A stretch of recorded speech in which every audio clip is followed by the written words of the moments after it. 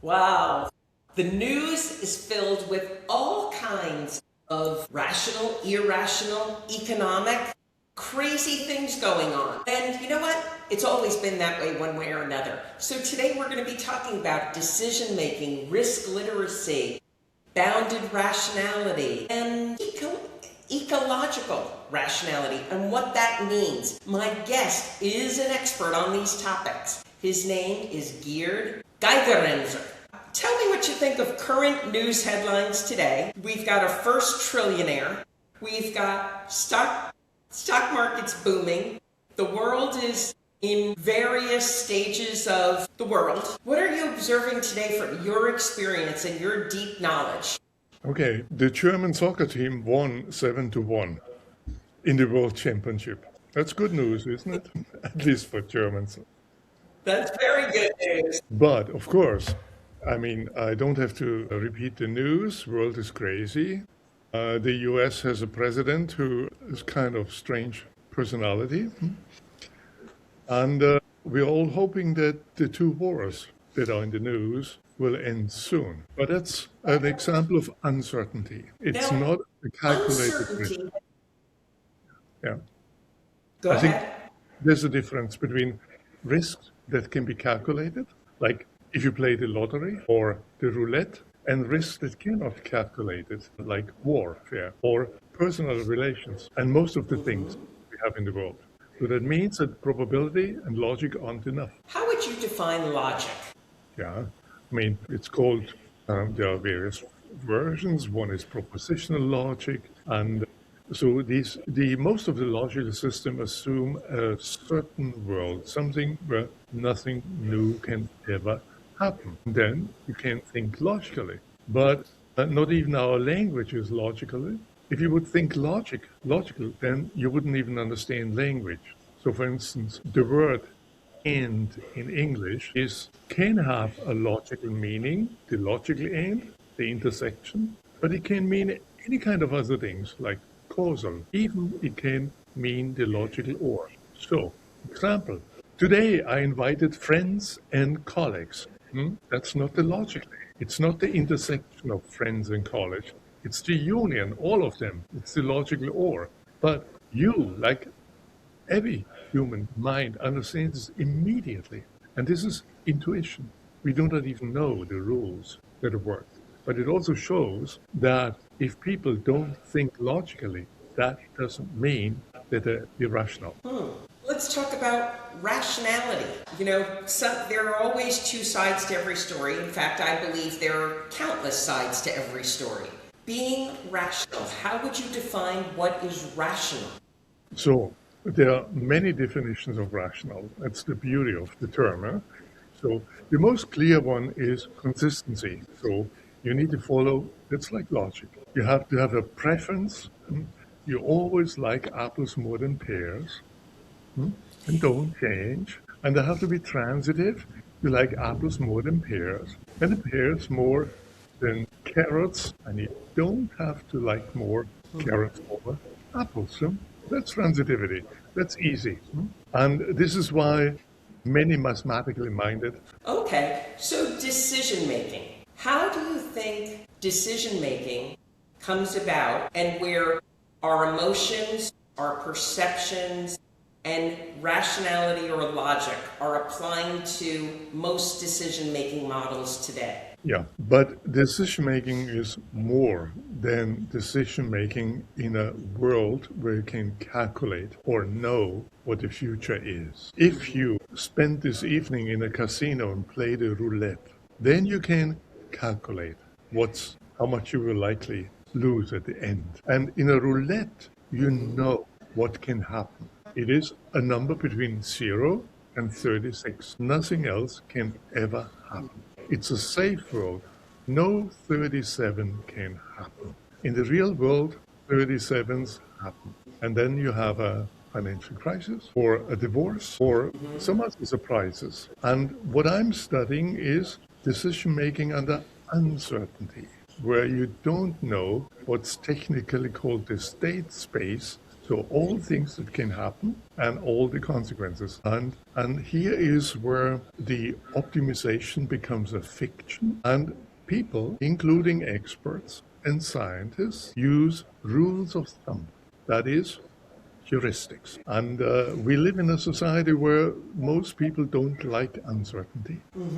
You know, in everything that I teach to people, it's always trying to get them uncomfortable with the uncomfortableness of uncertainty.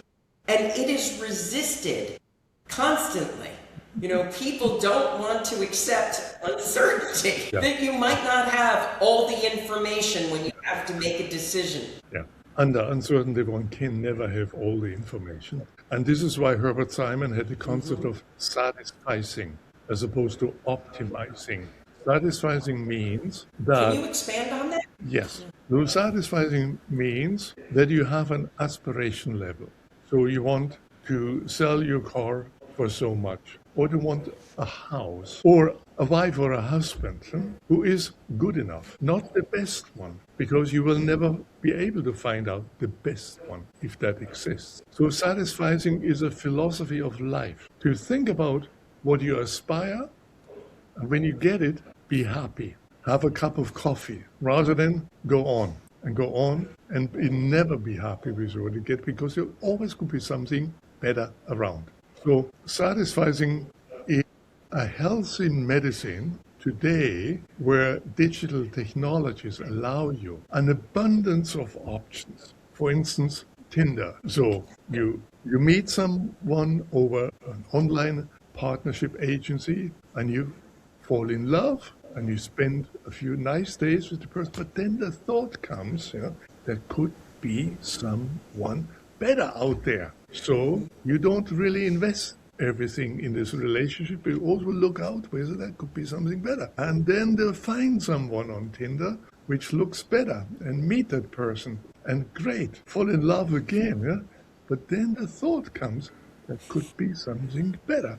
This is a recipe for unhappiness. Satisficing is the insight that you can never know what's the best solution, but you need to act. You need to commit. You need to have courage and also invest in the other person. A person is not like a car or something that is really independent of you, has the quality, but a relationship depends on you yourself, how much you invest. And if you don't, then you won't be happy. Now, I have a big question for you. If someone was to research your bio online, it would position you as more of an economist, an economist kind of thinker, a world thinker. I'm hearing a lot of philosophy and philosophical, much bigger picture thinking, and clearly you are a big picture thinker. How would you describe the roots of your thoughts? No, by training, I'm a psychologist. I've also studied statistics, and in a previous career, I was a musician.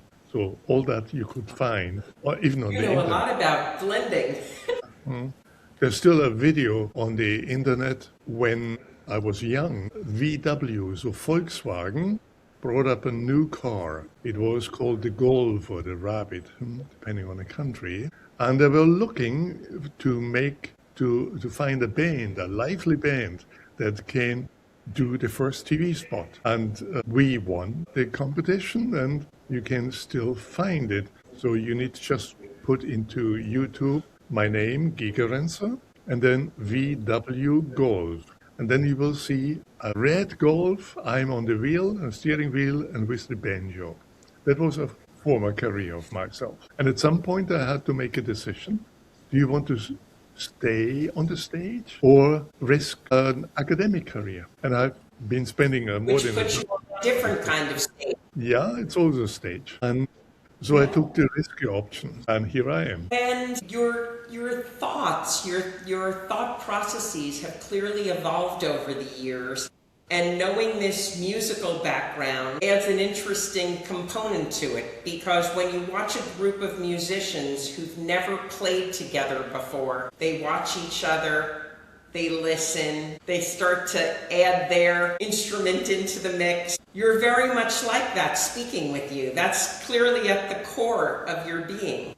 Yeah, you're right. In a band, you have to listen. You have to watch what everyone else do, and also get along with people who have different philosophies of life than you, and you have to accept that.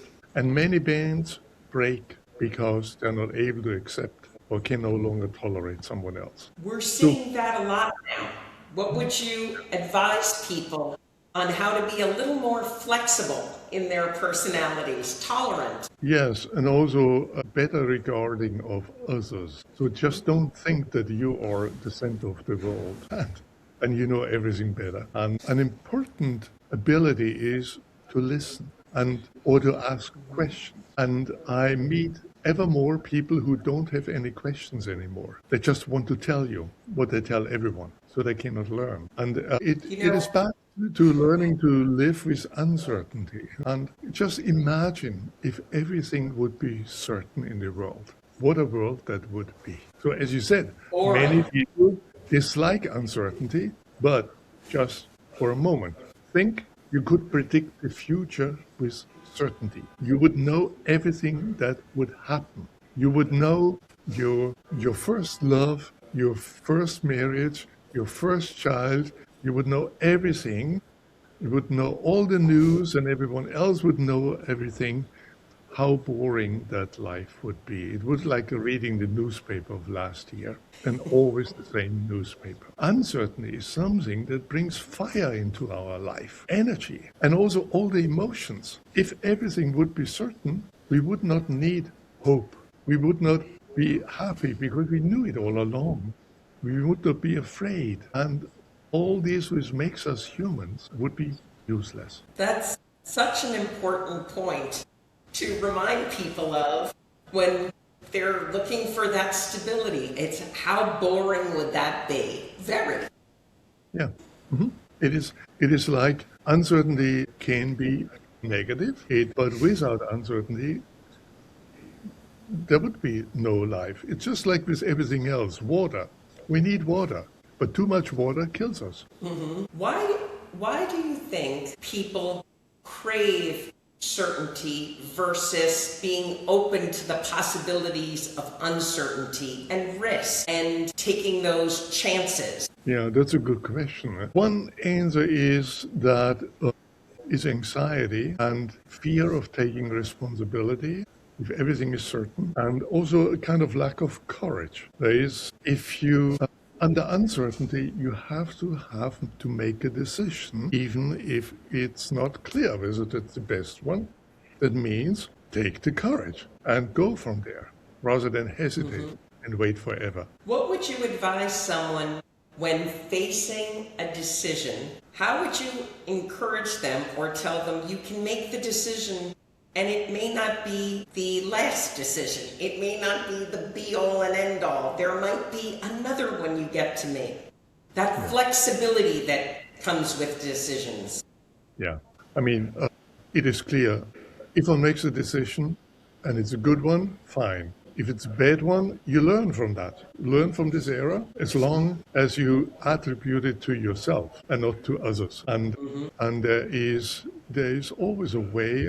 And usually when people make important decisions, they don't do it alone. You talk with someone who trust. And it's like I have been working for years with the Lufthansa in decision making, so pilots making decisions. And what one finds is when they train pilots in simulators, and they only put one person in the simulator, and this person makes, say, 10 errors. Now they put a second person, and so they can converse and talk with one another what to do, and that reduces 10 errors, not half, but to 1. So there is an immense effect in talking with others, and these are both people who have some experience and can share responsibility, and that helps to make better decisions. That is an incredibly interesting set of details that I never knew about commercial flying, because I've lived through 4 plane crashes, but all small planes, one pilot. And my nephew, who was a Top Gun pilot for the Marines, U.S. Marines, now flies cross-Atlantic for a major airline. And he was explaining there are always 3 pilots. One gets to nap, while the other 2 are in the cockpit, but there's always 2, plus all the automation. Yeah. That's very interesting. Yeah. That's a social part of decision making. I also had the luck to, because of my work with pilots, to be invited into the cockpit in transatlantic flights, and that was very interesting. And you can also see the safety culture in a cockpit.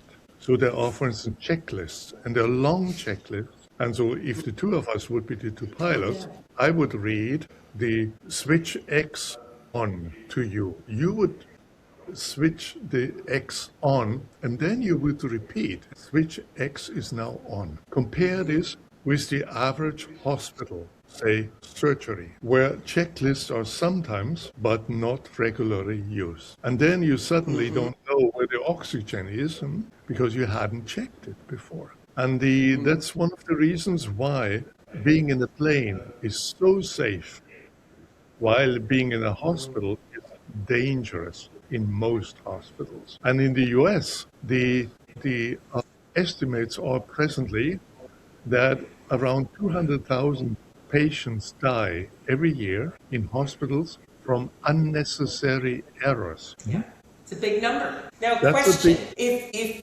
one person makes more mistakes than 2 people collaborating together, what happens with groupthink when the decision becomes by committee? Yeah, that can go wrong. That can go. We know that if it's simple questions like, so you may have heard of Francis Galton, who did this famous experiment with an oxen and asked all the people who estimated the weight of the oxen and just averaged their weights. And it was very close to the thing. That's called, that's a kind of groupthink, but it's not really groupthink. This is the wisdom of the masses, because these people haven't talked with one another. So this is where looking at many people's and aggregating works. If they're independent estimates, that's fine. Groupthink can go wrong when people have different anxieties or interests than what you want to do. For instance, there is what I've seen in many businesses where there are decisions being made, they're made defensive. Defensive means that the group wants to protect itself, including the individuals, from being accused making the wrong decision.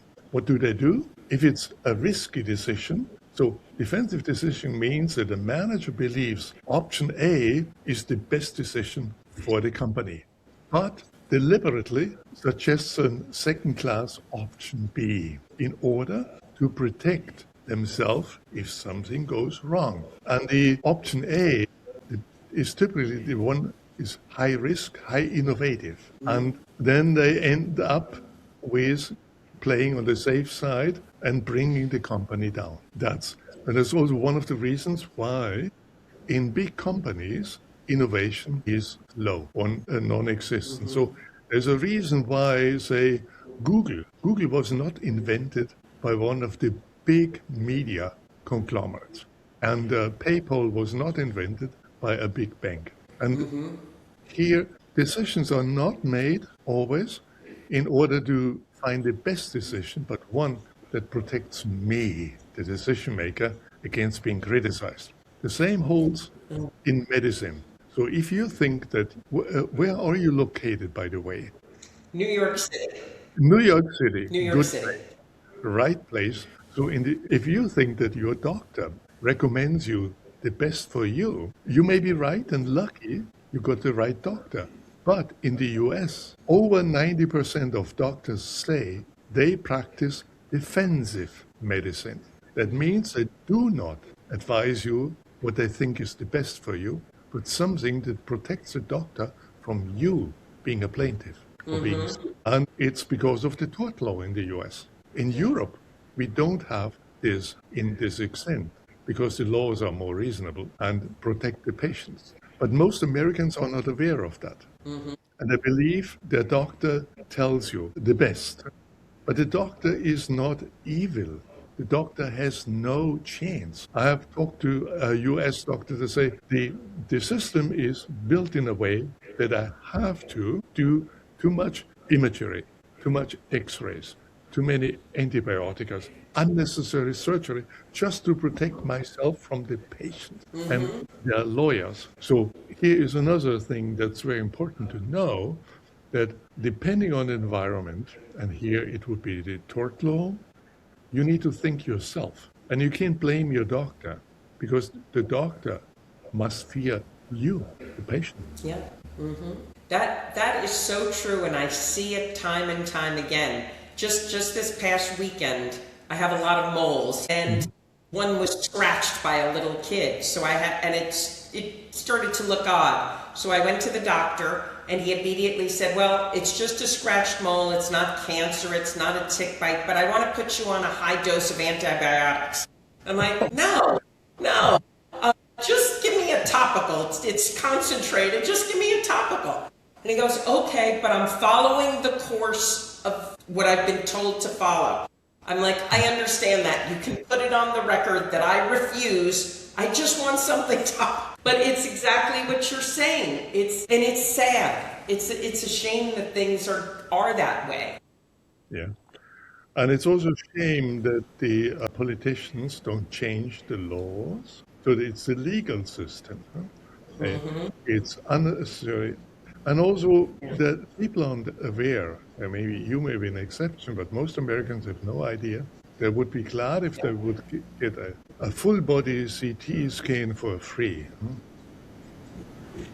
Yeah. So here's a question. Would you want to get a 2-week vacation for free, partner included, in Fukushima, as close as the power plant, the Dachi plant, as possible? So just on the corner of the security center. And most people would say, thank you, because they fear radiation. Now, would you want to get a full body CT scan for free? Most people, and there are studies in the US, they would even pay, rather than take that, than $1,000 in one study. Now, because they're not aware of the radiation they get. So, how much is it? In Fukushima, 2 weeks vacation gets you about 0.1 millisievert. In a full body CT scan is about 20 millisievert, so 200 times as much. And that's part of risk literacy that's missing.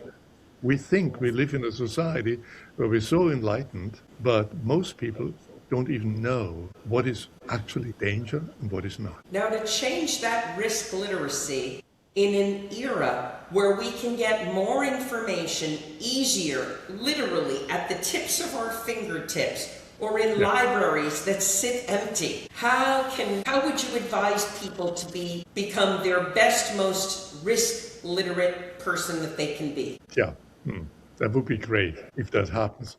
And it's not. You don't need more information. You need better information, reliable information, and information about the things that matter, such as health or wealth or digital.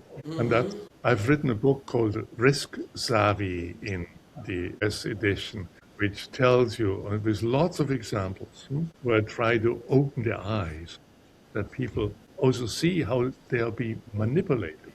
There's a reason why you don't know about Fukushima, because you don't get advertisements sent from the Fukushima tourist office. But there is a reason why the doctors recommend full body CTs, because the clinics they ask the doctors to fulfill a certain contingent to make money out of you. And that's not so difficult to understand. And most doctors with whom I talk, they are relieved if they see that I understand, so they don't have to make these recommendations. I believe it. You know, I've worked in the drug development business for over 30 years as a communications person, and it makes you a little jaded. And I always say, when people read something in a newspaper, when people start talking about something, when all of a sudden there's a new, a full body scan or something that everybody wants to get, I always say, follow the money. Take it back Figure out who's behind what you're seeing, because it's a big force that makes a lot of decisions to make a lot of money in the end. Right. Mm-hmm. And it's not necessarily the best thing for us. Yeah, and you may lose some body parts and think that you saved your life. Or, I mean, think about the opioid crisis. So it's just something so irresponsible that happened, but someone earned lots of money from that. Mm-hmm. And people are dying. Yeah. My goodness, I could continue talking to you for the next 2 days. These episodes always go too fast. You are fascinating. Now I'm picking up your book that I did not have, the Risk, what was it called in the US? Risk savvy. So understand risk, yeah. Or on digital risk, I've written a book called How to Stay Smart in a Smart World. And that is also, I think, an eye-opener for many. I can only recommend read in a time where people don't read anymore, and read the right things. And use your brain and think at a time where people cannot even be a minute with themselves. So maybe that's the last thing we can talk about. There's a study at the University of Virginia with undergraduates, and I asked them, please don't take any devices, and here's a room which has no devices, no radio, no TV, nothing, no smartphones, and you have 10 minutes time to think about your past life, your present life, or the future, what you're going to do. So they sat there for about 10 minutes, and about half of the students reported that this was not enjoyable, to be alone with themselves. How sad. And in a version of the experiment, they were given the opportunity, while they're sitting, to press a button and to get an electric shock, just to get some stimulation from outside. And 2/3 of the male students pressed the button, just to be not alone with themselves. That is a society where people grow up with smartphones, where they always have input from outside, and obviously are uncomfortable to have input from inside. That's painful. That is painful to even think about. Yeah. Wow. At least you seem to think about it. I love being alone. Go to the next news. If you stop thinking, you're dead. Yeah. You know, I'm always grateful to my parents. I'm 65, and my parents really encouraged reading. My mother would take us to the library. You know, she didn't care if I finished 5 books in 2 days. She'd take me to the library again. But you weren't allowed to watch television, except 1 hour a week, which was Walt Disney at the time.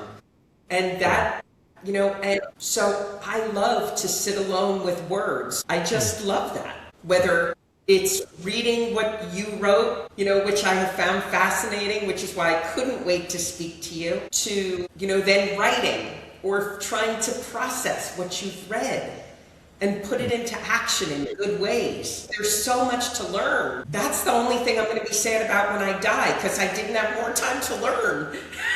And learn, because then you can apply it to other people, how you understand others, how you understand yourself in relationship to them. Yeah.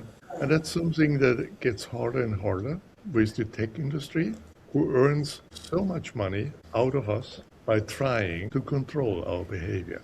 That we check, open the smartphone, post, wait for likes, share, and that has become the life of many. Yeah?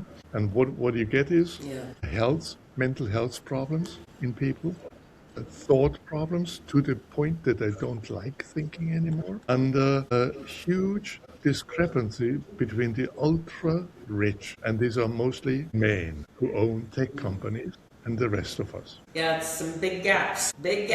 So it was wonderful to talk to you, and it was my honor. I enjoyed it too, and keep thinking. Well, I thank you. And there, everybody, I'm Dian Griesel. This has been the Silver Disobedience podcast. Silver Disobedience Perception Dynamics. Let me get the correct name of my own podcast. But there are going to be all kinds of links, so you can buy Gerd's books.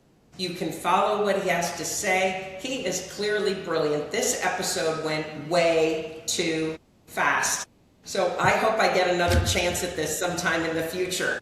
So Gerd and I are moving over to the green room. Everybody, hit subscribe. Definitely order some of Gerd's book. You're going to learn a lot, and it's going to be worth your time reading them. Gerd, you stay with me. Goodbye, everyone. Hit subscribe. Dian Griesel signing off, the Silver Expedience Perception Dynamics Podcast.